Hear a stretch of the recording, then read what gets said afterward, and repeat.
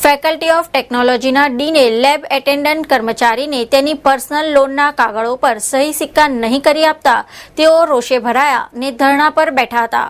પોલીસે કર્મચારીની ધરપકડ કરી છે. અમૃતભાઈ ઢોલિયા MS યુનિવર્સિટીની faculty of technology and engineering કોલેજમાં લેબ એટેન્ડન્ટ તરીકે ફરજ બજાવે છે.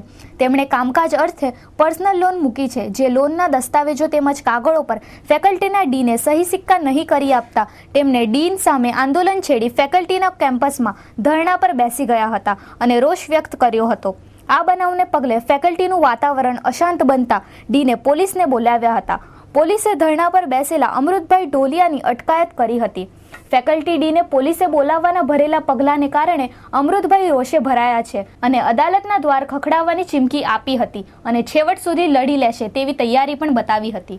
છેલ્લા 18 વર્ષથી મેં સર્વિસ કરું છું ને આજ સુધીમાં સર્વિસ બ્રેક મારી થઈ નથી અને તારીખ 5/8/2013ના રોજથી મેં અચોક્કસ મુદતની ભૂખ હડતાલ પર ઉતરવાનો હતો. ડીન સાહેબને બી ખબર હતી, વાઇસ ચાન્સલર સાહેબને ખબર હતી, રજિસ્ટ્રાર સાહેબને બી ખબર હતી.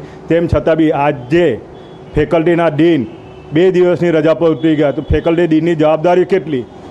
આ સંજોગોમાં કર્મચારીઓ જો શાંતિ રીતે આંદોલન કરતા હોય તો કર્મચારીના આંદોલન કેમ સ્થગિત કરી દેવામાં આવે છે? એવા પગલાં કેમ ભરવામાં આવ્યા એ મને સમજ નથી પડતી. આજે કર્મચારીનું આંદોલન કેવી રીતે કચડી નાખવાનો એનો પ્રયત્ન કરવામાં આવ્યો છે. જો આ ફેકલ્ટીના સત્તાવાળાઓ આ સંજોગોમાં કોઈ બી એક્શન નહીં લે ડીન સામે તો આના પરિણામ બહુ કપરા આવશે અને હું જલદ આંદોલન બી કરીશ. એના માટે મને કોઈ એ નથી. મારી ધરપકડ થશે કે મને ફાંસી લટકાવવામાં આવશે તો બી મેં ગભરાવાનો નથી. આ યુનિવર્સિટીથી કે પોલીસ કમિશનરથી કે ગમેથી.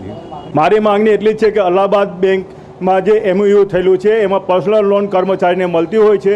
એ MOU ફોર્મની અંદર ફેકલ્ટીના ડીન સહી સિક્કા કરતા નથી. જો ફેકલ્ટીનો સિક્કો વાગતો હોય છે તો સહી કરીને બી ચેકી નાખવામાં આવે છે. એ કારણ મને સમજાતું નથી કે ડીન કયા રીતે આ કામ કરે છે. આવું